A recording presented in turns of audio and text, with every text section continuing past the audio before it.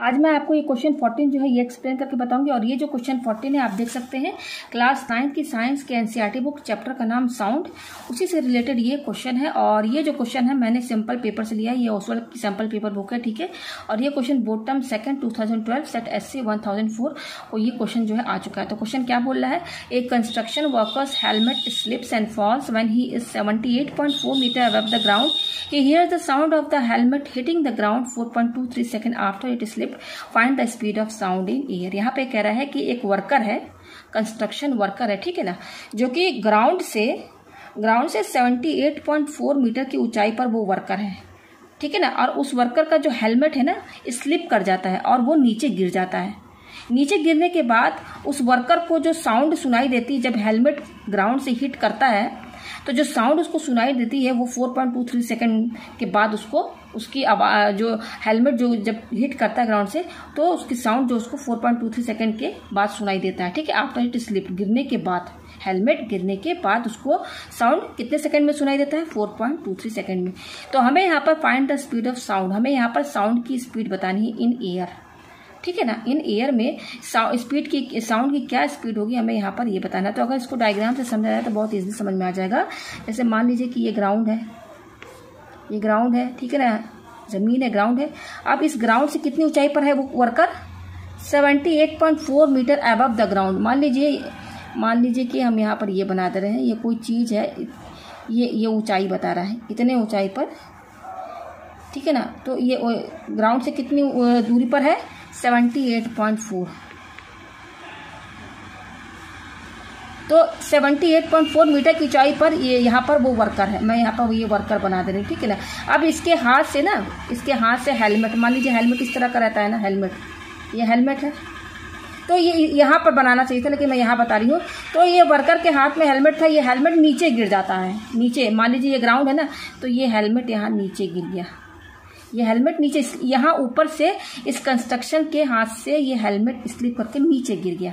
तो ये देखिए यहाँ पे नीचे गिरा है। तो जब ये नीचे गिरेगा तो ये इससे टकराएगा, ग्राउंड से, जमीन से टकराएगा, तो हिट करने के बाद आवाज़ सुनाई देगी ना इस पर्सन को। भाई आप ऊपर से कोई भी चीज़, कोई भारी चीज़ ऊपर से, कोई किसी हाइट पर आप रहिए, अब उस हाइट से आप कोई भारी चीज़ गिराइए तो आपको उसकी साउंड सुनाई देती है ना। तो यहाँ पर जब इसके हाथ से हेलमेट गिरा, स्लिप कर गया, इसके हाथ से छूटा, तो ग्राउंड से टकराया, तो इसको जो साउंड सुनाई दिया स्लिप करने के बाद, यहाँ से गिरा, उसके बाद इसको जो साउंड सुनाई दिया वो टाइम जो है, टाइम कितना बता रहा है, 4.23 सेकेंड, 4.23 सेकेंड। इतना हाथ से छूटा, स्लिप किया, गिरा, फिर उसको आवाज आई, तो कितना टाइम लगा ऊपर से नीचे गिरने में और फिर नीचे से ऊपर जाने में, आवाज जो गई, उसको टोटल जो टाइम लगा, साउंड सुनाई दिया हिट करने के बाद, वो कितना टाइम लगा, 4.23 सेकेंड। तो यहाँ पर हमें क्या बताना है, स्पीड ऑफ साउंड, मतलब कि अब कोई चीज गिरा है, हिट किया ग्राउंड से, तो आवाज सुनाई दे रही है ना, तो वो जो आवाज होती है वो साउंड है। तो उसका साउंड है, तो उसका साउंड वेव, जो साउंड उसको सुनाई दिया, तो वो साउंड जो होता है किस फॉर्म में होता है, वेव की फॉर्म में होता है, इस तरीके से। तो उसको जब साउंड सुनाई दिया तो वो यानी कि वो साउंड जो है ट्रैवल कर रहा है ना, मूव किया होगा ना, तो उसकी स्पीड हमें बतानी है, स्पीड ऑफ साउंड हमें ये यहाँ पर कैलकुलेट करना है, ठीक है ना। तो यहाँ पर आप पहले ये समझिए कि जब तक ये हेलमेट जब उसके हाथ से स्लिप हुआ, गिरा, ग्राउंड से टकराया, टकराने से पहले, मतलब कि यहाँ ये मान लीजिए इस पॉइंट से एकदम ग्राउंड से थोड़ा सा ऊपर, मान लीजिए ये हेलमेट यहाँ ऊपर से नीचे गिरा, जब टकराया नहीं, तो ये जो पॉइंट है, जहाँ वो पॉइंट जिसके नीचे ही ग्राउंड है, मतलब कि थोड़ी ही दूरी पर एकदम ग्राउंड है, ठीक है ना। तो जब तक टकराया नहीं तब तक तो कोई साउंड प्रोड्यूस तो होगी नहीं, साउंड नहीं प्रोड्यूस होगी ना। जब हेलमेट पूरा ग्राउंड से टकराएगा, जब यहाँ टकराएगा, टकराने के बाद तब यहाँ मान लीजिए कि ये टकराया, तो साउंड वेव यहाँ नीचे से ऊपर गया होगा, इस तरीके से साउंड। तब यहाँ पर ये देखिए, यहाँ टकराएगा तो ग्राउंड से टकराने के बाद साउंड प्रोड्यूस होगा ना। तो साउंड का फॉर्म कैसा होता है, साउंड जो होता है वेव के फॉर्म में होता है। तो देखिए ये मैंने वेव बनाया है इस तरीके से, वो जो कि दिखता नहीं है ईयर में, इस तरीके से। तो जब टकराया, टकराने के बाद ही तो साउंड प्रोड्यूस हो रही है ना। यहाँ पे इस पॉइंट में, यहाँ इतने दूरी तक, मतलब यहाँ से लेकर ये जो पॉइंट है जब नहीं टकराया, इस बीच तक तो कोई साउंड तो प्रोड्यूस हुआ नहीं है। जस्ट एक ऑब्जेक्ट नीचे गिर रहा है, जस्ट एक ये ऑब्जेक्ट मान लीजिए हेलमेट को, जस्ट एक ऑब्जेक्ट ऊपर से नीचे गिर रहा है। ग्राउंड से टकराने से पहले तक तो हम यही मानेंगे कि ऑब्जेक्ट जो है ईयर में है, लेकिन साउंड कब प्रोड्यूस होगा? जब वो ये ऑब्जेक्ट टकराएगा ग्राउंड से, क्योंकि हेलमेट है, हैवी ऑब्जेक्ट है। ग्राउंड से टकराने के बाद तब साउंड उसको सुनाई जो दिया है, तो वो साउंड किस फॉर्म में रहेगा टकराने के बाद? यही ना आवाज। भाई आपको कोई साउंड सुनाई दे रही है तो वो एक वेव के फॉर्म में तो होता है ना। साउंड क्या होता है? साउंड का नेचर क्या होता है? एक वेव के फॉर्म में होता है। तो ये मैंने यहाँ बना दिया है, इमेजिनरी मैंने यहाँ समझाने के लिए बताया है। तो ये सारा प्रोसेस, मतलब जो इस वर्कर को जो ये आवाज़ सुनाई दी हेलमेट की आफ्टर स्लिप्ड, गिरने के बाद, तो उसको जो टाइम लगा वो कितना लगा? 4.23 सेकेंड। तो ये 4.23 सेकेंड कौन सा टाइम है? ऊपर से नीचे गिरा, फिर नीचे से ऊपर साउंड की तरह साउंड वेव बन के तब इसको साउंड सुनाई दिया है। तो ये जो टाइम है ना टोटल, यहाँ से यहाँ तक का भी टाइम है जब हेलमेट ऊपर से नीचे गिरा, फिर टकराने के बाद साउंड ऊपर नीचे से ऊपर गया। तो ये टाइम और ये टाइम जब वो हेलमेट ऊपर से नीचे गिरा, ये टाइम, और फिर टकराने के बाद जो साउंड प्रोड्यूस हुई, तो ये साउंड ऊपर नीचे से ऊपर गया, इसको सुनाई दिया। तो ये टाइम जो है पूरा यहाँ से लेकर यहाँ तक, ये भी टाइम ऐड होगा, ये भी टाइम ऐड होगा। तो हम यहाँ पर ये मान लेते हैं कि जब हेलमेट ऊपर से नीचे गिरा, ऊपर से नीचे गिरा, तो कोई टाइम तो लिया होगा ना ऊपर से नीचे गिरने में। तो फिलहाल यहाँ पर मैं 2 केस लेके चल रही हूँ। पहला केस मैं क्या लेके चल रही हूँ कि जब हेलमेट इस वर्कर के हाथ से स्लिप किया तो ऊपर से नीचे गिरा, ऊपर से नीचे गिरा। तो ऊपर से नीचे गिरने का, अब यहाँ पर आपने मोशन चैप्टर पढ़ा है, मोशन चैप्टर में आपने कई तरह का इस तरह क्वेश्चन पढ़ा होगा कि अगर कोई ऑब्जेक्ट किसी हाइट पर है और वो ऑब्जेक्ट जब ऊपर से नीचे गिरता है तो कितना टाइम लगा। तो फिलहाल यहाँ पर मैं, जब आप ये हेलमेट ऊपर से नीचे गिरा, हेलमेट जब ऊपर से नीचे गिरा तो कितना टाइम लिया, हम पहले ये पता कर लेते हैं। अभी केवल आप यही समझिए कि हेलमेट ऊपर से, आप मोशन चैप्टर जो पढ़े हैं ना उसमें जो क्वेश्चन इस टाइप के होंगे क्वेश्चन, तो आप वही क्वेश्चन अभी एज्यूम कीजिए यहाँ पर। यहाँ अभी आप साउंड चैप्टर जो है भूल जाइए, आप ये समझिए कि हेलमेट ऊपर से नीचे गिरा तो कितना टाइम लिया। तो हमें यहाँ पर टाइम बताना है, ठीक है ना। तो ऊपर से नीचे गिरा तो उस टाइम को मैं T1 मान लेती हूँ। क्या मान लेती हूँ? T1। क्या मानूंगी मैं? T1। जो टाइम लिया ऊपर से नीचे गिरने में हेलमेट, कितना टाइम लिया? T1, ठीक है। अच्छा, उसके बाद ये हेलमेट टकराया ग्राउंड पर, तो यहाँ साउंड प्रोड्यूस हुआ, तो साउंड नीचे से ऊपर गया। तो अब यहाँ पर सेकंड केस यहाँ पर देखिए कि ये अब यहाँ पर नीचे से ऊपर टकराने के बाद साउंड प्रोड्यूस हुआ वेव के फॉर्म में। तो ये साउंड जो है नीचे से ऊपर गया, तो नीचे से ऊपर जाने में कोई टाइम तो लिया होगा ना। यहाँ इस पॉइंट से मान लीजिए कि मैं इस यहाँ पर अगर मैं और अच्छे से डायग्राम बनाऊँ, मान लीजिए मैं यहाँ डायग्राम और अच्छे से आपको समझा दूँ। यहाँ पर ये इस तरीके से, ठीक है ना। मान लीजिए ये रहा, ये इतना कितने ग्राउंड कितने हाइट पर है वो वर्कर 78.4 मीटर। तो यहाँ पर ये जो हेलमेट है ना, मैं इसको एक ऑब्जेक्ट मान ले रही हूँ। ये समझ लीजिए ये हेलमेट ही है, ठीक है ना। मैंने इसका जब जो है शेप बदल दिया है गोल शेप में। तो अब यहाँ पर देखिए ये ऑब्जेक्ट हेलमेट है, ये ग्राउंड से कितने हाइट पर है? 78.4 मीटर की हाइट पर है। अब इस ऑब्जेक्ट को नीचे गिराया गया। जब ये ऑब्जेक्ट नीचे की ओर गिरेगा, तो ये ऑब्जेक्ट जब नीचे गिरेगा यहाँ पर, तो ऊपर से नीचे गिरने में कोई टाइम तो लेगा ना। उस टाइम को मैं T1 मान लेती हूँ। ये पॉइंट यहाँ पे मैं मान लेती हूँ A2, और ये पॉइंट जो है इसको मैं B मान लेती हूँ। फ्रॉम A to B, ये ऊपर से, ये हेलमेट है, इसको मैंने हेलमेट एज्यूम किया है, तो ऊपर से नीचे गिरेगा तो कोई टाइम तो लेगा ऊपर से नीचे गिरने में। फ्रॉम A से B, A to B नीचे गिरने में, ऊपर से नीचे, तो वो टाइम मैंने क्या मान लिया? T1 मान लिया। और ये हाइट कितनी दी हुई है?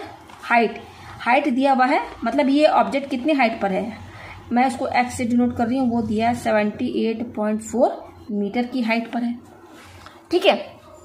तो यहाँ से हम देखिए टाइम निकालना चाहते हैं कि ये जब हेलमेट, ये जो मैंने माना है ऊपर से नीचे गिरेगा तो कोई टाइम तो लेगा ना। तो वो टाइम हम कैलकुलेट करेंगे, ठीक है। उसको मैंने टाइम T1 मान लिया। अब हम टाइम यहाँ क्यों निकाल रहे हैं? देखिए यहाँ पर हमें क्या निकालना है? साउंड। जो साउंड प्रोड्यूस हुआ है ना जब ग्राउंड से टकराया हेलमेट, तो साउंड वेव बना, साउंड प्रोड्यूस हुआ यानी कि वेव के फॉर्म में। तो वो साउंड की हमें स्पीड बतानी है। ठीक है ना। साउंड की स्पीड, तो स्पीड ऑफ साउंड क्या होता है? Speed of sound, sound wave की जो स्पीड होती है हम कैसे निकालते हैं? Distance upon time. आप ये यहाँ साउंड चैप्टर में आपने पढ़ा होगा ना, क्या होता है? Distance upon time, speed. Speed किसका? साउंड वेव का, साउंड का। तो स्पीड ऑफ साउंड वेव यही हमें निकालना है। फॉर्मूला क्या लगेगा यहाँ पर? स्पीड क्या होता है? Distance upon time. अच्छा, डिस्टेंस कितना दिया है? ये साउंड वेव ग्राउंड से जब हेलमेट टकराया तो ग्राउंड से ऊपर गया, तो हाइट क्या है? हाइट तो वही है ना भाई, नीचे से ऊपर गया, तो ये साउंड वेव कितना डिस्टेंस ट्रेवल किया? 78.4 ही तो लगा ना, यहीं पर तो है ना वो वर्कर। तो साउंड वेव नीचे से ऊपर गया तो कितना डिस्टेंस कवर किया? 78.4 ही रहेगा। तो डिस्टेंस कितना दिया हुआ है? 78.4 मीटर। और टाइम, ये टाइम हमें नहीं दिया है, ये टाइम ही हमें निकालना है। ये टाइम नहीं दिया है ना, ये तो दिया है लेकिन ये टाइम नहीं दिया, तो ये टाइम निकालना है हमें। तो ये टाइम कैसे निकालेंगे? देखिए यहाँ पर, तो यहाँ पर ये जो क्वेश्चन में गिवन दिया है ना, टाइम इक्वल टू 4.23 सेकेंड, ये टाइम कौन सा टाइम है? जब हेलमेट गिरा, वर्कर के हाथ से स्लिप किया, तो उसको जो आवाज़ सुनाई दी गिरने के बाद, तो वो कितना टाइम लगा?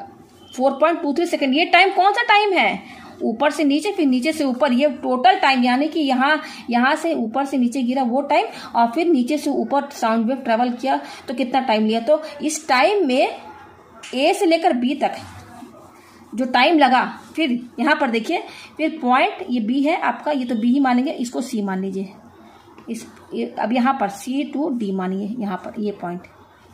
फिर यहाँ पर जब ये हेलमेट, मैंने इसको देखिए इसका शेप बदल दिया है, फिर सी से डी, सी टकराने के बाद ही तो साउंड प्रोड्यूस हुआ ना। तो ये साउंड जब नीचे से ऊपर गया तो ये भी तो कोई टाइम लिया होगा ना, तो वो टाइम क्या है? उसको हम T2 मान ले रहे हैं, T2, ठीक है ना। तो यहाँ पर T2, यहाँ पर ये जो टाइम है ना जो दिया हुआ T इक्वल टू 4.23 सेकेंड, ये टाइम जो है ना, इसमें ये टाइम T1 प्लस T2 दोनों बता रहा है, दोनों का सम बता रहा है। आप समझ रहे हैं कि नहीं? T1 प्लस T2, ये टाइम वो टाइम है जब वर्कर को साउंड सुनाई दिया हेलमेट का, तो हेलमेट को जो साउंड सुनाई दिया तो उसमें कौन कौन सा टाइम इंक्लूड होगा भाई? ऊपर से नीचे गिरा, फिर नीचे से ऊपर आवाज गई, तो पूरा टाइम इसमें इंक्लूड होगा ना। ये जो टाइम है ना, इसमें ये टाइम जब ऊपर से नीचे गिरा तो T1, और फिर नीचे से ऊपर साउंड प्रोड्यूस हुआ तो उसमें जो टाइम लगा T2। तो T यहाँ पर क्या है? T1 प्लस T2 के बराबर है 4.23 सेकेंड, ठीक है ना। अच्छा, अब हमें यहाँ पर स्पीड ऑफ साउंड बताना है। इसका formula distance upon time. Distance तो हमें पता है, मैंने बता दिया। टाइम कौन सा? अब यहाँ जब हेलमेट टकराया तो सी, मान लीजिए पॉइंट सी से लेकर डी तक, यहाँ से साउंड प्रोड्यूस हुआ ना, तो साउंड वेव के फॉर्म में गया, ठीक है। तो कितना टाइम लगा सी से डी तक जाने में इस साउंड वेव को? क्योंकि साउंड वेव तो टकराने के बाद प्रोड्यूस हो रही है ना, यानी कि सी से डी तक साउंड वेव जाने में कितना टाइम लगा? T2। तो हमें इसी साउंड वेव का स्पीड बताना है, ठीक है ना। तो इसका फॉर्मूला क्या होता है? Distance upon time. तो डिस्टेंस तो इतना ही ट्रेवल कर रहा है साउंड वेव, 78.4, और टाइम कितना ले रहा है सी से डी तक जाने में? T2। तो यहाँ पर टाइम जो हमारा होगा ना 78.4, और ये टाइम यहाँ पर क्या है? ये है T2। तो ये हो गया हमारा स्पीड ऑफ साउंड। हमें यही निकालना है, तो हमें T2 चाहिए ना, T2 चाहिए हमें। ये जब आ जाएगा तो यहाँ रख देंगे, तो हमारा साउंड का स्पीड आ जाएगा, साउंड का स्पीड निकल जाएगा। तो कैसे निकालेंगे? तो मैंने आपको बता दिया कि ये टोटल टाइम T बता रहा है 4.23 सेकेंड, कि कैसे कैसे साउंड सुनाई दिया, कितना टाइम लिया। हेलमेट ऊपर से नीचे गिरा तो उसमें कितना टाइम लगा, फिर नीचे से ऊपर साउंड वेव गया तो वो टाइम, तो दोनों टाइम यहाँ पर ऐड होगा। T1 प्लस T2 ये बता रहा है, इसलिए देखिए मैंने यहाँ लिख दी, ये हमारा T इक्वल टू क्या है? T1 plus T2 equal to 4.23 second, ठीक है। अच्छा, ये आपको पता चल गया T1 प्लस T2 4.23 सेकेंड, ठीक है। अच्छा, अब मैं यहाँ पर बता रही हूँ कि ए से बी तक, आप ध्यान दीजिए कि ए से लेकर बी तक जब हेलमेट ऊपर से नीचे गिरा तो कितना टाइम लिया। अब यहाँ पर मोशन चैप्टर का जो फॉर्मूला है ना वो यूज़ होगा। फिलहाल सी से डी वाला आप पोर्शन छोड़ दीजिए, आप ये समझिए कि आप मोशन चैप्टर का न्यूमेरिकल कर रहे हैं। तो ए से लेकर बी तक जब ये हेलमेट ऊपर से नीचे गिरा तो कितना टाइम लगा, उसको मैंने T1 मान लिया है, इसको T मान लीजिए। टाइम कितना माना हमने? T इक्वल टू T1, ठीक है। ये सब तो मैंने समझाने के लिए बताया है। यहाँ ए से बी की बात हो रही है, तो कितना टाइम लिया? वो T1 लिया, ठीक है ना। ये हमारा हेलमेट जो है ऊपर से नीचे गिर रहा है, तो यहाँ पर acceleration due to gravity produce हो रहा है, यानी कि जी हम यहाँ पर क्या लेके चलेंगे? 9.8 मीटर पर सेकेंड स्क्वायर, ये होगा हमारा जी। तो एच दिया हुआ है इतना 70, हम यहाँ पे मैं लिख दे रही हूँ, एच दिया हुआ है 78.4 मीटर और जी हमारा है 9.8 मीटर पर सेकेंड स्क्वायर। और यहाँ पर जो टाइम लगा, केवल मैं ए से बी का ही अभी बात कर रही हूँ, ए से बी तक का। तो ऊपर से नीचे गिरने में हेलमेट का जो टाइम लगा उस टाइम को मैंने T1 माना है, लेट। ठीक है, अच्छा ये हो गया। अब यहाँ पर देखिए, जब हेलमेट ऊपर था, ऊपर 78.4 मीटर की हाइट पर जब ये हेलमेट था, तो इनिशियली हेलमेट तो उसके हाथ में ही था ना, तो रेस्ट पर था ना इनिशियली। तो इनिशियली यू क्या होगा, ज़ीरो होगा कि नहीं, यू ज़ीरो होगा ना, यू ज़ीरो होगा। अब यहाँ पर हम फार्मूला कौन सा लगाएंगे, तो h equal to u t plus half g t square, ये फॉर्मूला हम यहाँ पे लगाएंगे। आप ये ग्रेविटेशन चैप्टर में पढ़े होंगे, h equal to u t plus half g t square है मोशन का फॉर्मूला। ठीक है, लेकिन यहाँ पे acceleration due to gravity produce हो रहा है, इसलिए ए की जगह यहाँ पर जी लिया गया। तो ये फॉर्मूला लगाकर हम यहाँ पर टाइम निकालेंगे T1। ठीक है, अच्छा यहाँ पर देखिए एच इक्वल टू, यहाँ पर जो ऊपर से नीचे गिरने में जो टाइम लगा उसको हमने T1 माना है ना, तो यहाँ टी इक्वल टू क्या है, T1 है, तो यू इक्वल टू यहाँ टाइम क्या है, इसको T1 लिखेंगे। यहाँ पर टी की जगह हम क्या लिखेंगे, T1 प्लस हाफ है जी, और टी कितना है यहाँ पर, टी की जगह क्या लिखेंगे, T1 का स्क्वायर ही लिखेंगे ना। तो इनिशियली तो हेलमेट ऊपर था पॉइंट ए पर, तो यहाँ पर तो इनिशियली यू तो जीरो रहेगा, इनिशियल वेलोसिटी जीरो रहेगा यू। तो अब यहाँ एच कितना दिया हुआ है, एच दिया हुआ है कितना 78.4 दिया हुआ है, यहाँ पे रखिए 78.4 ये दिया हुआ है। एच इक्वल टू यू क्या है, यहाँ पर जीरो रहेगा, इंटू T1 प्लस हाफ जी कितना है 9.8, और ये क्या है T1 का होल स्क्वायर। तो टाइम हमें यहाँ निकालना है, यही तो निकालना है ना T1, तो T1 स्क्वायर ऐसे ही रहेगा। ठीक है, तो ये हो जाएगा 78.4 इक्वल टू ये टर्म तो जीरो हो गई, तो बच क्या रहा 1.2 इंटू 9.8 इंटू T1 का स्क्वायर, ये बच रहा है। ठीक है, और अगर इसको देखिए ये 2 से ये कट जाएगा, 2 से कट जाएगा ना, तो 2 4 जा 8, 2 4 जा 8 और 2 9 जा 18 कट गया यहाँ से। तो 78.4 इक्वल टू कितना आया 4.9, और ये क्या है T1 स्क्वायर है, यहाँ इंटू है, तो यहाँ से T1 स्क्वायर क्या हो जाएगा, ये जो इंटू में है ये इधर साइड लेकर आएंगे 78.4 के साइड, तो ये डिवाइड में चलाया जाएगा, तो 78.4 अपॉन 4.9 यही होगा। ठीक है, हमें चाहिए T1, तो ये स्क्वायर हटाएंगे, तो इस पर क्या, ये स्क्वायर हटाएंगे तभी तो T1 आएगा ना, तो ये इस पर क्या लग जाएगा, अंडर रूट लग जाएगा, ये हो गया यहाँ पर। ठीक है, तो अब चलिए इसको सॉल्व करते हैं हम लोग। तो यहाँ पर ये कैसे सॉल्व होगा, T1 28.4 अपॉन 4.9 है।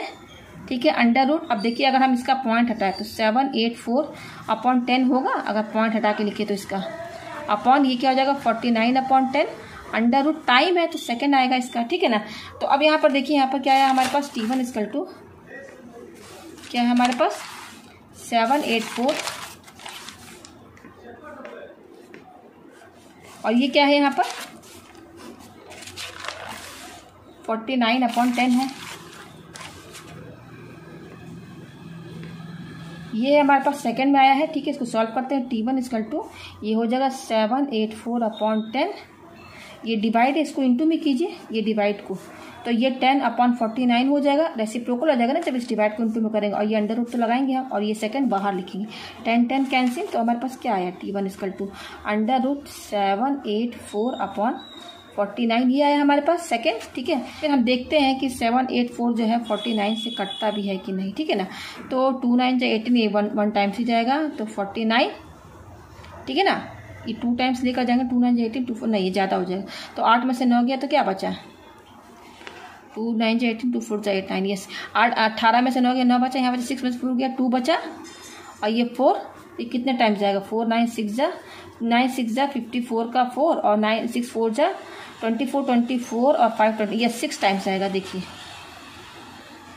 मतलब कि ये 49 से डिवाइड हो जा रहा है अंदर, तो 49 से डिवाइड करेंगे, देखिए तो कितना आ रहा है 16 आ रहा है, देखिए 16 आ रहा है, तो अंडर रूट कितना आ रहा है 16 आ रहा है, सेकंड ये आ रहा है, तो इसको और अच्छे से लिख सकते हैं, 16 को 4 इंटू 4 लिख सकते हैं, तो यहाँ से पेयर बन के 4 बाहर आ गया था, 4 सेकेंड, तो टाइम कितना आया 4 सेकेंड। तो ये टाइम कौन सा टाइम है, जब हेलमेट ऊपर से नीचे गिरा, तो ऊपर से नीचे गिरने में जो टाइम लगा T1 वो कितना है 4 सेकेंड। ठीक है, और मैंने आपको बताया कि जो हमारा T जो है T कितना दिया था टोटल टाइम, टोटल टाइम में ये वाला T1 प्लस T2 दोनों इंक्लूड होगा।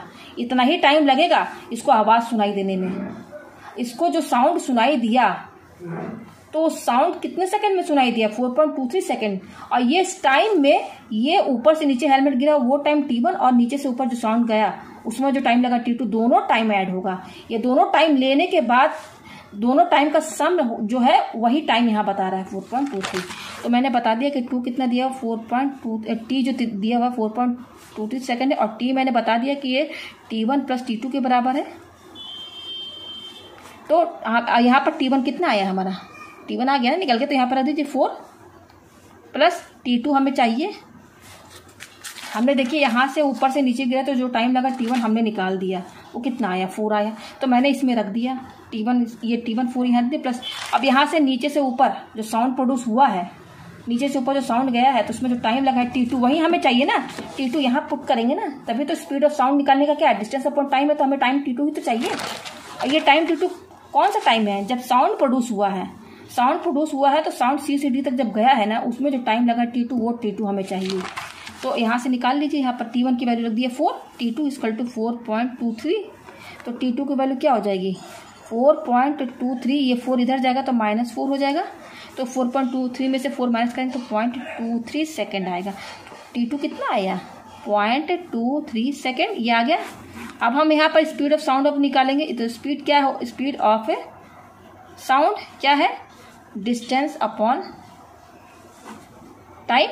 अब देखिए ये 0.23 सेकेंड क्या बता रहा है कि जब हेलमेट टकराया ग्राउंड से तो साउंड प्रोड्यूस हुआ, तो वो साउंड C से D जब गया तो उसमें जो टाइम लगा T2 कितना टाइम लगा 0.23 सेकेंड लगा उसको। ठीक है, तो अब यहाँ पर रख दीजिए डिस्टेंस। डिस्टेंस तो नहीं ट्रेवल करेगा ये साउंड, इतना ही ना डिस्टेंस ट्रेवल करेगा 78.4। तो यहाँ रखिए 78.4 अपॉन, और ये क्या है 0.23।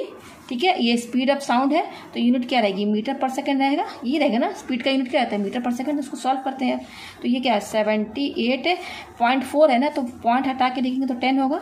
अगर 78.4 का पॉइंट हटा के तो ये होगा अपॉन 10 हो जाएगा, अपॉन उसी तरह इसका भी पॉइंट हटा दीजिए तो ये क्या हो जाएगा 23 अपॉन जीरो हटा दीजिए 23 अपॉन 100 होगा ना। इसका पॉइंट हटाएंगे तो मीटर पर सेकेंड। और यहाँ पर इसको अच्छे से लिखिए स्पीड ऑफ साउंड। तो कितना आया ये देखिए 784 अपॉन 10 इंटू, अब देखिए जब इस डिवाइड को इंटू में करेंगे, ये डिवाइड को इंटू में करेंगे तो इसका रेसिप्रोकल क्या हो जाएगा 100 अपॉन 23। और ये साउंड की स्पीड है तो मीटर पर सेकंड यूनिट रहेगा। तो देखिए 10 है और ये 100, एक जीरो कैंसिल, तो ऊपर क्या बच रहा है 784 और 10 बच रहा है तो इसे इंटू करेंगे तो जीरो लगा दीजिए। 784 और 10 इंटू करेंगे तो ये आएगा अपॉन नीचे क्या है 23 मीटर पर सेकेंड। अब जैसे इसको डिवाइड करना है तो 7840 और ये क्या है 23। तो देखिए किससे जाएगा ये 3 3 जा 9, 3 2 जा 6, ये 3 टाइम्स आएगा। तो 3 3 जा 9, 3 2 जा 6, माइनस कीजिए 18 में से 9 गया 9 बचा। अब यहाँ 4 उतारिए, अब कितने टाइम जाएगा 23 4 4 3 12 2 4 2 8 9। देखिए 4 3 12 2 4 2 8 9, तो 4 टाइम्स जाएगा तो 92 आ रहा है। तो 4 में से 2 गया 2 बचा और ये 0 उतारिए, तो 0 टाइम्स ले जाइए, 0 टाइम्स ले गए। फिर पॉइंट लगाइए तब यहाँ 0 आएगा। ठीक है, अब इसको कितने टाइम्स ले जाएंगे 9 टाइम्स देखते हैं। 9 3 27 का 7, 9 2 18, तो ये 9 टाइम्स ज़्यादा हो जाएगा। यस 9 3 27 का 7, 9 2 18, 19 20 ज़्यादा हो रहा है तो 23 8 टाइम्स जाएगा। तो 8 3 24 का 4, ठीक है 8 3 24 4 8 16 और 17 18 8 टाइम्स जाएगा। तो कितना आया 184 ये आया, माइनस कीजिए। ठीक है, फिर कितना हो जाएगा 10 में से 4 गया 6, 9 में से 8 गया 1, 0 लगा दीजिए। तो 23 5 से देखिए 5 से 15 का 5, 5 से 10 11, 23 7 टाइम्स लेके जाइए। 7 3 21 का 1, 7 से 14 15 16, तो ये भी देखिए ज़्यादा हो रहा है। तो 23 को आप 6 टाइम्स लेकर जाइए, देखिए 7 टाइम्स ज़्यादा हो रहा है। 7 से 14 गया तो 6 3 18 का 8, ठीक है, और 6 2 12 13, 6 टाइम्स जाएगा। तो कितना आया 138 आया, माइनस कीजिए 10 में से 8 गया 2, ठीक है, यहाँ बचा 5 में से 3 गया 2, एक 0 लगा दीजिए। तो 23 किससे जाएगा अब ये 9 टाइम्स जाएगा। यस 23 9 जा कितना होगा 9 3 27 का 7, 9 2 जा 18, 19 20 9 टाइम्स जाएगा तो 207, बस इतना ही लेकर जाएंगे।